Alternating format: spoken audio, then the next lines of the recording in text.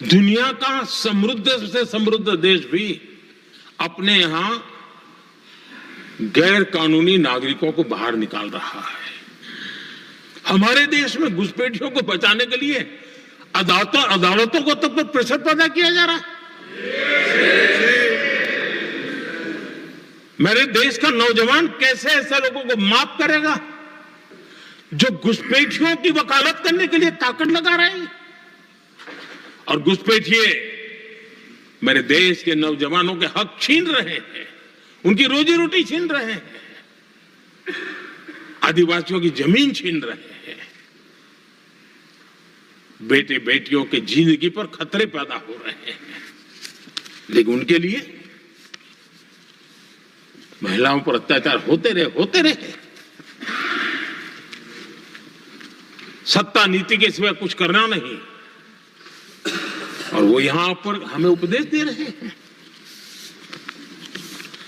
और ऐसे चिंताजनक सभी विषयों पर आंखें मूंद करके बैठे हुए वो लोग हैं। एक हमारे माननीय सदस्य काफी कुछ बोल रहे थे, जिनकी पूरी सरकार शराब में डूब गई है, जिनके शीश महल घर घर में नफरत का कारण बन गए, और शायद उनको ब्लैक शब्द ज्यादा पसंद है। हर एक अपना अपना एक भूतकाल होता है।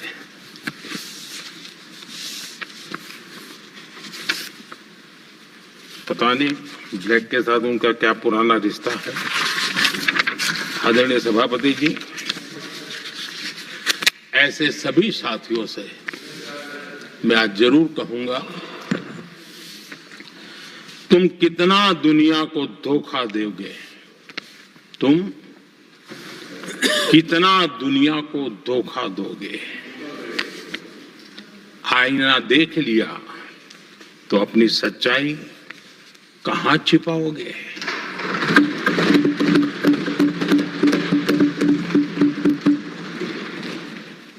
कांग्रेस हो, टीएमसी हो, डीएमके हो, लेफ्ट हो, ये दशकों से केंद्र में सत्ता में रहे हैं, सत्ता के भागीदार रहे हैं। राज्यों में भी उनको सरकारें चलाने का अवसर मिला है, लेकिन उनकी पहचान क्या बनी? आज डील की चर्चा होती है तो गौरव से कहते हैं, तब डील की चर्चा होती थी तो बॉफोर्स डील याद आता था। ये डील होते थे।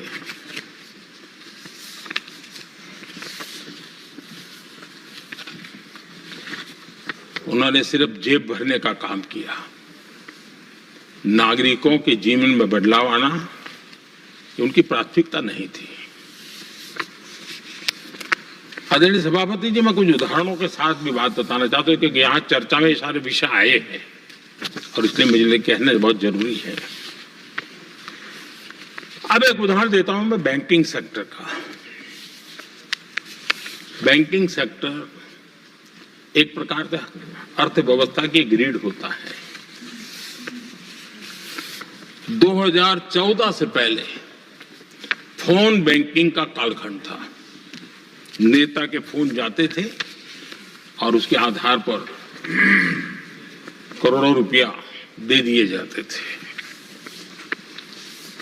और गरीबों को तो बैंकों में दुत्कार मिलती थी, नफरत होती थी। देश की 50% से ज्यादा आबादी बैंक के दरवाजे तक नहीं देख पाई थी। कांग्रेस के नेताओं के फोन पर अरबों रुपये लोगों को दे दिए गए, और जो ले जाते थे वो अपनी पर्सनल प्रॉपर्टी मान करके पैसे हजम कर जाते थे। यही खेल चलता रहा।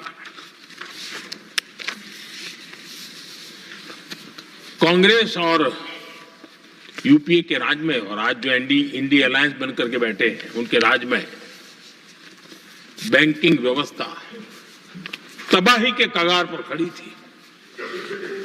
मैं नया प्रधानमंत्री के पद का दायित्व मुझे मिला, मैं एक देश के मुखिया से मैं मिला।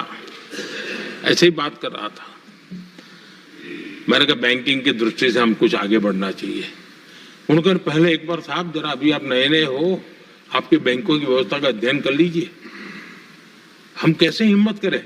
एक देश के नेता ने कोई ये जानकारियां थी, उसने मुझे बताया। यहां इनको कोई परवाह ही नहीं। यानी एक प्रकार से उन्होंने जिस प्रकार से बैंकिंग व्यवस्था को एनपीए के पहाड़ खड़े हो गए थे। जहां भी देखो चर्चा चलती थी, एनपीए का क्या होगा, एनपीए का क्या होगा, कैसे बचेंगे। आदरणीय सभापति जी, चुनौती बड़ी थी, लेकिन हमने समझदारी से काम लिया। बैंकिंग व्यवस्था के सब कर्ता धर्ताओं को विश्वास में लिया। रिफॉर्म की आवश्यकता थी, हिम्मत के साथ रिफॉर्म किए, पारदर्शी व्यवस्था बनाई, ढेर सारे बैंकिंग रिफॉर्म्स हुए और जो सरकारी बैंक दुर्बल हो चुकी थी, ठीक नहीं चल पाती थी, उसको हमने बड़ी बैंक के साथ मर्जर कर दिया। और मुझे याद है किसी एक महाशय बड़े अपने आप को विद्वान मानने वाले ने लिखा था, अगर मोदी सरकार बैंकों में ये कर ले तो हिंदुस्तान का बहुत बड़ा रिफॉर्म हो जाएगा। वो काम मैंने आते ही कर दिए थे। आदरणीय सभापति जी, अब इंप्लीमेंटेशन देखिए इनको। मेरा जन्म नहीं हुआ था जब इसकी कल्पना की गई थी, और प्रधानमंत्री बनने के बाद मैंने उसका उद्घाटन किया। ये हाल है।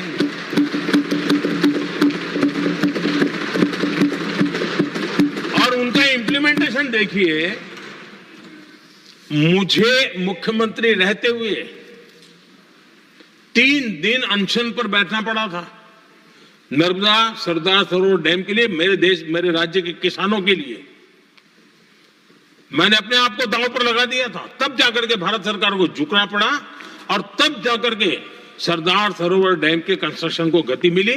और यहां मैं पहुंचा तब मुझे उसका उद्घाटन करने का सौभाग्य मिला। और आज कच्छ तक, हावड़ा बीएसएफ के लोग जहां बैठते हैं, वहां तक नर्मदा का शुद्ध पानी पीने के लिए पहुंच रहा है। इंप्लीमेंटेशन क्या होता है? और यहां पर इम्प्लीमेंट किसी ने शब्द पकड़ा दिया, हर एक के मुंह से वही निकल रहा था। हमने कांग्रेस की कार्यशैली को बदलने के लिए, जब मैंने देखा कई ऐसे काम थे अटके पड़े हुए, कोई पूछने वाला नहीं थे फाइलों में, और पॉलिटिकल फायदे के लिए अनाउंसमेंट कर दिए, दिए जला दिए, पत्थर लगा दिए, करना कुछ नहीं। आखिरकार मैंने एक टेक्नोलॉजी वाला प्लेटफॉर्म बनाया यहां आकर के, प्रगति के नाम से। ये प्रगति प्लेटफॉर्म का मैं उदाहरण देता हूं, आप हैरान हो जाएंगे। मुझे एग्जैक्ट याद नहीं है, लेकिन शायद हिमाचल में एक ट्रेन उन्होंने पार्लियामेंट में घोषित की थी, शायद ऊना और कोई। मेरे आने तक वो कागज पर भी उसका ड्राइंग नहीं बना था, बताओ। और चुनाव जीतने के लिए वो घोषणा कर दी। प्रगति के अंदर मेरे सामने विषय आया, ऐसे कई विषय मेरे सामने आए, और उस प्रगति के अंदर हमने एक एक प्रोजेक्ट क्यों अटके हुए, किस डिपार्टमेंट की काम में क्या मुसीबत आई है, किसने गलत तरीके से इसको आगे बढ़ाया, और बजट तो बढ़ता ही गया था। जो योजना 900 करोड़ में होनी थी वो 90,000 करोड़ तक पहुंच जाए, ये हाल करके रख दिया था इन्होंने। हमने एक टेक्नोलॉजी प्लेटफॉर्म बनाया, हर महीने बैठा। अभी मैंने 50वां एपिसोड पूरा किया उस मीटिंग का, और लगातार उस काम करते करते और संबंधित राज्यों को भी बिठाया, उनकी कठिनाइयों को भी समझा, उसके इम्प्लीमेंटेशन में कौन मिनिस्ट्री का परेशानी हो रही है, किस स्टेट की परेशानी हो रही है, किस कानून की परेशानी हो रही है, हर एक की बारीकी से देखा। और आज मैं गर्व से कह सकता हूं कि इस प्रगति के इम्प्लीमेंटेशन को बारीकी से प्रधानमंत्री के स्तर पर देखे जाने के कारण 85 लाख करोड़ रुपीस का काम को गति मिली। 85 लाख करोड़ रुपीस के काम आप कल्पना कीजिए। देश की कितनी बड़ी शक्ति को अनलॉक किया हमने। इंप्लीमेंटेशन कैसे होता है ये हमने करके देखा है। रेल हो, रोड हो, सिंचाई हो, ग्रामीण कोई व्यवस्था का काम, इन सारी चीजों को हमने इसमें लिया। अब जैसे जम्मू उधमपुर श्रीनगर बारामूला रेल लाइन, आज ये प्रोजेक्ट पूरा हुआ और बर्फबारी में इन दिनों आपने देखा है कि वीडियो बहुत पॉपुलर हुआ है, बर्फ के बीच में से चारों तरफ बर्फ की चादर छाई हुई है और वंदे भारत ट्रेन निकल रही है और लोग कहते हैं गलती मत करना, ये तो विदेश है, ये हिंदुस्तान है, ये रील चल रहे हैं बाजार में।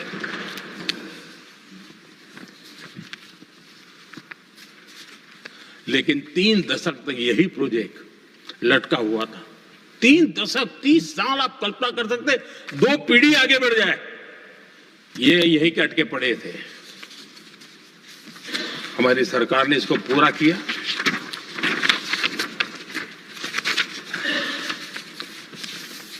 आदरणीय सभापति जी, मैं असम की बात करता हूं और कोई ये मत सोचो कि मैं चुनाव है इसलिए बोल रहा हूं। इनके पाप है इसलिए मुझे कहना पड़ रहा है। कांग्रेस सिर्फ इमेजिन करती है और इंप्लीमेंट करने का उनको कोई लेना देना ही नहीं होता है। अब असम का बोगीबिल ब्रिज, ये बोगीबिल ब्रिज अरुणाचल और असम को जोड़ने वाला बहुत महत्वपूर्ण ब्रिज, कितने ही सालों तक ये प्रोजेक्ट लटका रहा।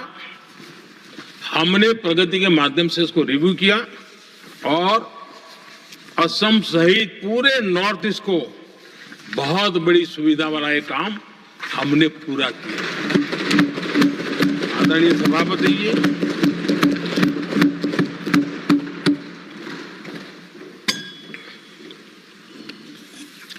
इंप्लीमेंटेशन की बातें जब करते हैं तो एक बार हमारे पास तो तथ्यों के साथ चीजें हैं कि हमने चीजों को समय पर पूरा करने की दिशा में आगे बढ़े। और इन दिनों तो जो काम कर रहे हैं समय से पहले हो रहा है। हमने पूरी दुनिया को कहा था कि हम 2030 तक यहां पहुंचेंगे सोलार में, हमने वो काम 2025 में कर दिया। हमने इथेनॉल का समय तय किया था, हम उसमें भी 2-3 साल पहले ही काम पूरा कर लिया। तो एडवांस में हम काम पूरा करने का इंप्लीमेंटेशन की ताकत हमारे से उससे भी ज्यादा है। आदरणीय सभापति जी, भाजपा हो, एनडीए हो, हमारा अप्रोच, चीजों की तरफ देखने का हमारा दृष्टिकोण, समस्या के समाधान के लिए हमारी सोच और कांग्रेस के बीच में आसमान जमीन का अंतर है, बहुत फर्क है। मैं आपको उदाहरण देता हूं। हमारी सोच ये है कि 140 करोड़ देशवासी ये इतने सामर्थ्यवान हैं कि वह चुनौतियों को समाधान दे सकते हैं। ये हमारी सोच है, हमारा भरोसा है देशवासियों पर, उनके सामर्थ्य पर हमारा भरोसा है और यही लोकतंत्र की भी सच्ची ताकत होती है। लेकिन कांग्रेस देशवासियों को ही समस्या मानती है। अब मैं इनका इतना बोल करके छोड़ दूंगा तो आज पता नहीं रात को उनको नींद नहीं आएगी और गालियां कल कैसी दे उसका प्लानिंग चलेगा। लेकिन मैं उदाहरण के साथ बताना चाहता हूं किस प्रकार से लोग सोचते थे देशवासियों के लिए।